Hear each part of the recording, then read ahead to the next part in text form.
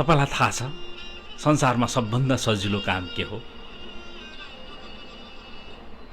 एक असल र सज्जन मान्छेलाई धोका दिनु संसारमा सबभन्दा सजिलो काम हो रे। किनकि तिनीहरू अरूलाई पनि आफू जस्तै सफा मनका देख्छन्। सम्बन्धमा कहिले पनि खोट देख्दैनन्। सम्बन्ध मनदेखि नै निभाउँछन्।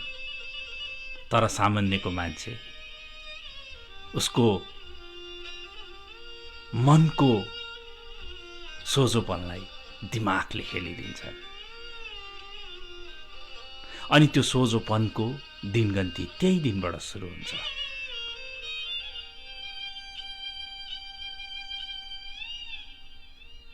कतै तपाईँ पनि यस्तै घटनामा पर्नु भएको त छैन?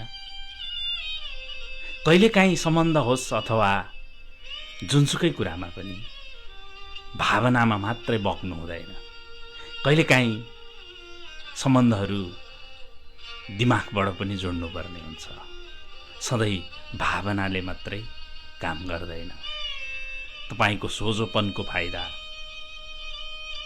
कसैले आफ्नो फाइदाको निम्ति प्रयोग गरिरहेको पनि हुन सक्छ। त्यसैले सबै सम्बन्धहरू, सबै मनहरू तपाईको जस्तो असल र सफा नहुन पनि सक्छ। सधैँ आफूलाई जस्तै अरूलाई पनि एउटै नजरले हेर्ने नगर्नुहोस्। किनकि मन न हो, तपाईको र अर्कोको एउटै नहुन पनि सक्छ। तपाईको दिन शुभ रहोस्।